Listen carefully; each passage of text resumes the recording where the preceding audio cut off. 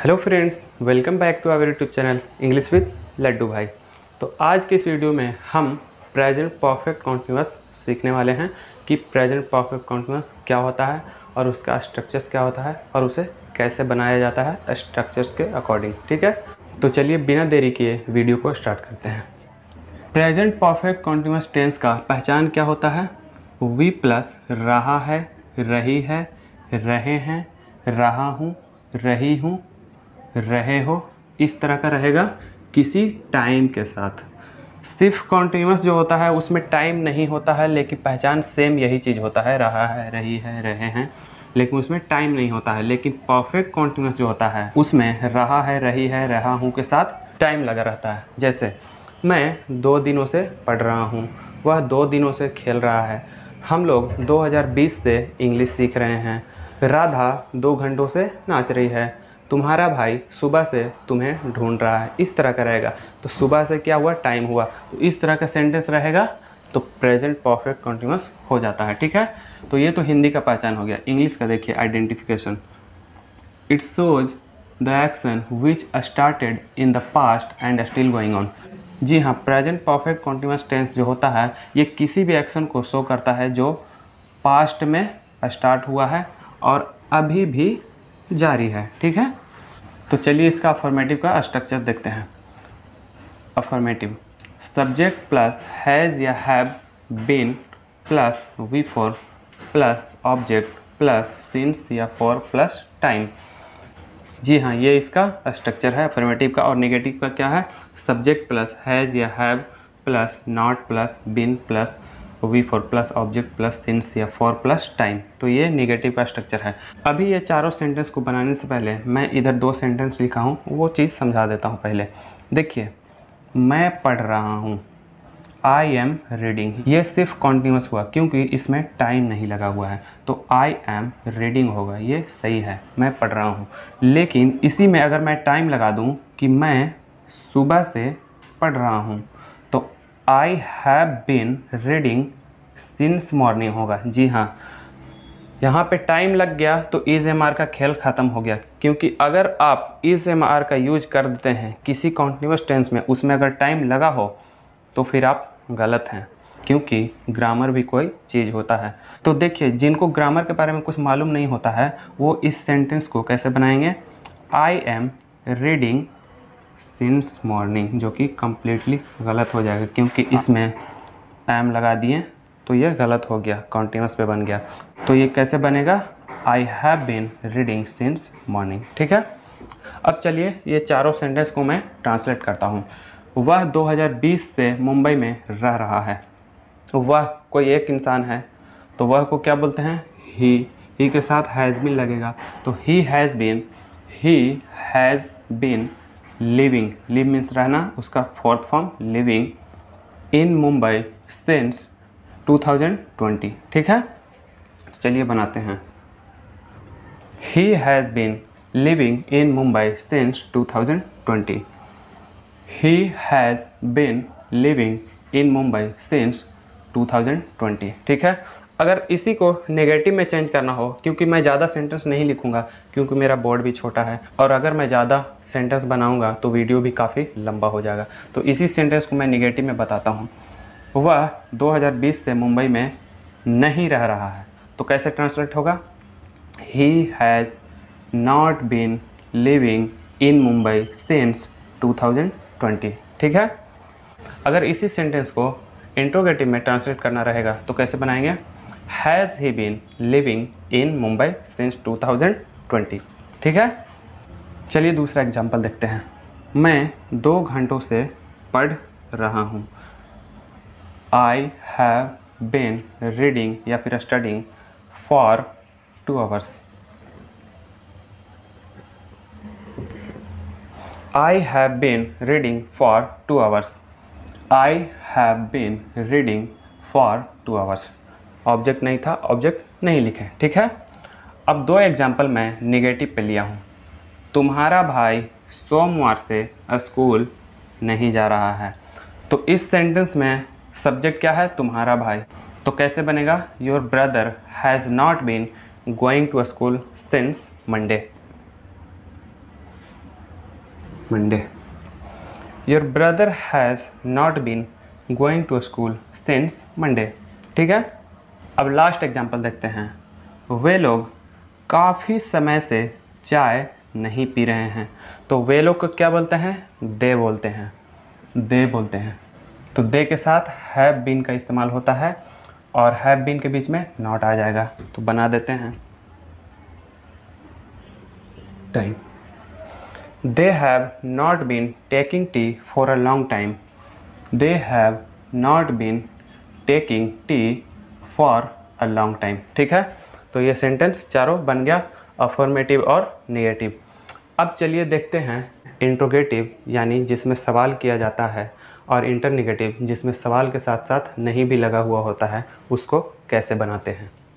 तो चलिए देखते हैं इंट्रोगेटिव और इंटरनेगेटिव को कैसे ट्रांसलेट किया जाता है। ठीक है, इंट्रोगेटिव का स्ट्रक्चर क्या है? Has, have, subject, been, V four, object, since या for plus time plus question mark. और इंटरनेगेटिव का क्या है? Has, have, subject, not, been, V four, object, since या for plus time plus question mark. ठीक है, तो इंट्रोगेटिव पे मैं 2 सेंटेंस लिया हूँ, पहले उसको ट्रांसलेट करते हैं। क्या उस आदमी का बेटा 2 दिनों से पढ़ रहा है?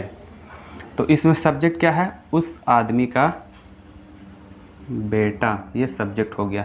और इस सेंटेंस में सवाल पूछा जा रहा है, तो हैज़ या हैव से स्टार्ट होगा। तो उस आदमी का बेटा क्या है? थर्ड पर्सन का सिंगुलर नाउन है, तो उसके साथ हैज़ लगता है। तो हम हैज़ से सेंटेंस को स्टार्ट करेंगे। हैज़ लिख दिए, अब सब्जेक्ट लिखेंगे। उस आदमी का बेटा, दैट मैन्स सन।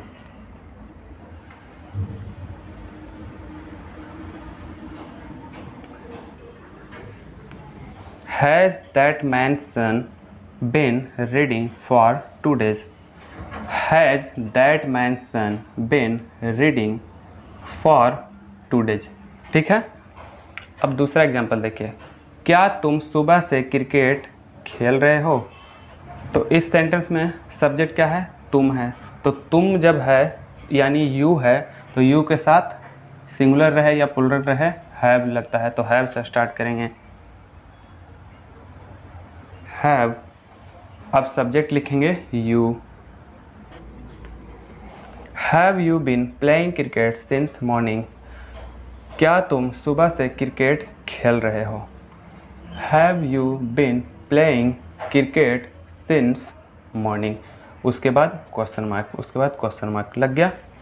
अब 2 सेंटेंस मैं इंटरनेगेटिव पे लिया हूँ, यानी सवाल भी रहेगा, उसमें नॉट भी लगा रहेगा, नहीं भी रहेगा। ठीक है, तो पहला सेंटेंस क्या है?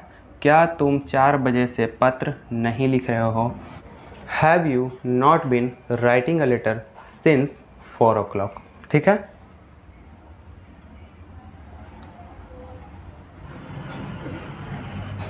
Have you not been writing a letter since 4 o'clock? Have you not been writing a letter since 4 o'clock? उसके बाद क्वेश्चन मार्क। ठीक है, क्या तुम 4 बजे से पत्र नहीं लिख रहे हो? ठीक है, अगला एग्जाम्पल है, क्या वह 2010 से यूपीएससी की तैयारी नहीं कर रहा है? तो इस सेंटेंस में सब्जेक्ट क्या है? वह है। वह मतलब ही है, तो ही जब है तो हैज़ से स्टार्ट होगा। तो हैज़, अब उसके बाद सब्जेक्ट लिखेंगे ही। Has he not been preparing for UPSC since 2010? क्या वह 2010 से यूपीएससी की तैयारी नहीं कर रहा है? और हाँ, मैं एक चीज़ आपको बता देता हूँ, इस सेंटेंस में क्या लिखा हुआ है? यूपीएससी की, यानी ऑफ यूपीएससी होना चाहिए था, लेकिन मैं यहाँ पे फॉर यूपीएससी लिखा हूँ। तो तैयारी करने के लिए प्रिपेयर होता है, और प्रिपेयर के साथ ज़्यादातर यूज जो होता है फॉर का होता है। यानी इसका मतलब ये हुआ कि क्या वह 2010 से यूपीएससी के लिए तैयारी नहीं कर रहा है, तो इसीलिए यहाँ पे फॉर का यूज हुआ है। ठीक है, अगर ऑफ लगा देंगे तो गलत हो जाएगा। ठीक है, तो इंट्रोगेटिव और इंटरनेगेटिव कैसे ट्रांसलेट किया जाता है ये भी हम सीख गए। अब चलिए देखते हैं WH क्वेश्चन अफर्मेटिव मतलब क्वेश्चन किया जाएगा लेकिन WH वर्ड से होगा, और WH क्वेश्चन निगेटिव जिसमें क्वेश्चन किया जाएगा और नॉट भी रहेगा, उसको कैसे बनाते हैं। ठीक है, तो चलिए देखते हैं WH क्वेश्चन अफर्मेटिव और WH क्वेश्चन निगेटिव को कैसे ट्रांसलेट किया जाता है। WH क्वेश्चन अफर्मेटिव का स्ट्रक्चर क्या है, WH वर्ड, उसके बाद हैज़ या have plus subject plus been plus V4 plus object plus since या for plus time plus question mark. ठीक है, तो इस पे 2 सेंटेंस मैं लिया हूँ। तुम 2 दिनों से क्यों रो रहे हो, तो इसमें WH वर्ड क्या है, क्यों है, मतलब वाई है, तो वाई से सेंटेंस को स्टार्ट करेंगे।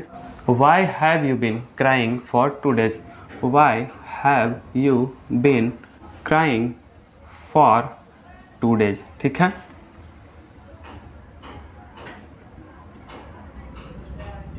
Two days.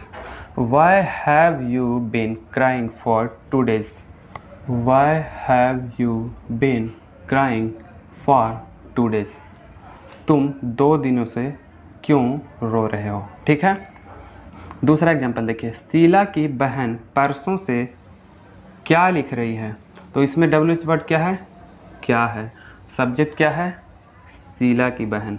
ठीक है, तो क्या के लिए हम वर्ड लिखेंगे, वर्ड। अब सब्जेक्ट का अकॉर्डिंग हैज़ या हैव का इस्तेमाल करेंगे, तो शीला की बहन 3rd पर्सन सिंगुलर है तो उसके साथ हैज़ लगेगा। Word yesterday, what has Sheila's sister been writing since day before yesterday, what has Sheila's sister been writing since day before yesterday। ठीक है, what has Sheila's sister been writing since day before yesterday। अब 2 example मैं WH question negative पे लिया हूँ जिसका structure ये है और सेंटेंस ये है। तो पहला सेंटेंस देखते हैं, आप 2 दिनों से हमें क्यों नहीं पढ़ा रहे हैं, तो क्यों इसमें WH वर्ड है तो इसको लिख लेंगे पहले, वाई। वाई सब्जेक्ट क्या है, आप है, तो आपको क्या बोलते हैं, यू बोलते हैं, तो यू के साथ क्या लगता है, हैव लगता है, तो हैव लिखेंगे। Why 2 days, why have you not been teaching us for 2 days, आप 2 दिनों से हमें क्यों नहीं पढ़ा रहे हैं। Why have you not been teaching us for 2 days, उसके बाद क्वेश्चन मार्क, यहाँ क्वेश्चन मार्क है। ठीक है, अब लास्ट एग्जांपल क्या है, वे लोग 2 दिनों से कैसे नहीं सो रहे हैं। इसमें भी मैं सवाल पूछ रहा हूँ कि कैसे नहीं सो रहे हैं, तो कैसे जो हुआ ये WH हो गया, तो कैसे को क्या बोलते हैं, हाउ बोलते हैं, how.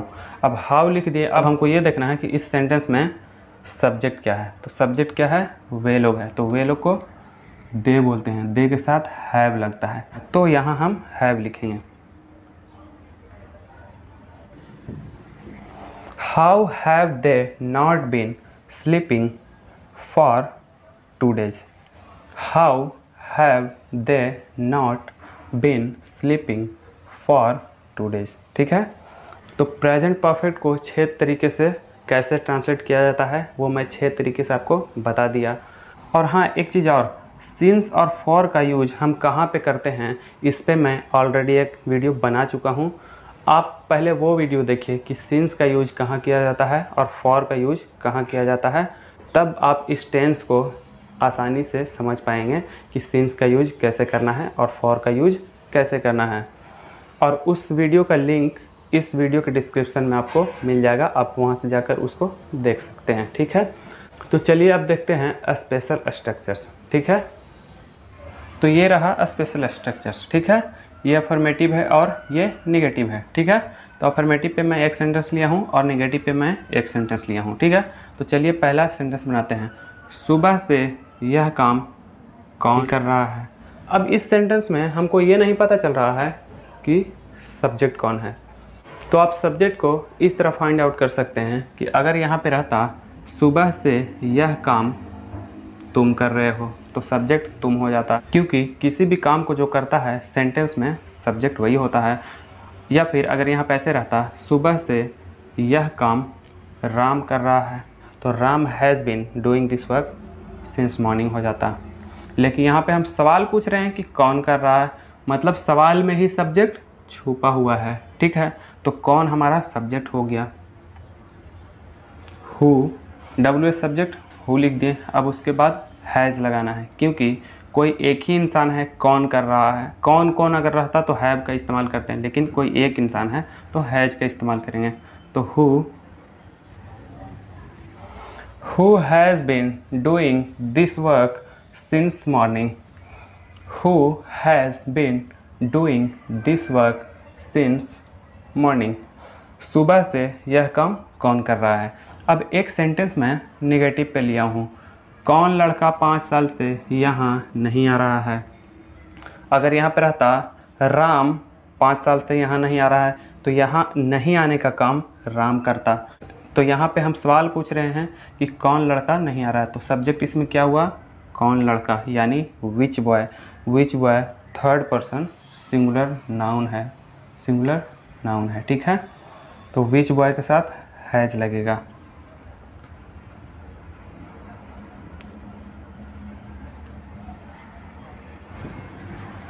Which boy has not been coming here for 5 years? Which boy has not been coming here for 5 years? कौन लड़का यहाँ 5 साल से नहीं आ रहा है। ठीक है, तो इस तरह हम किसी भी सेंटेंस को स्ट्रक्चर्स के अकॉर्डिंग ट्रांसलेट करते हैं।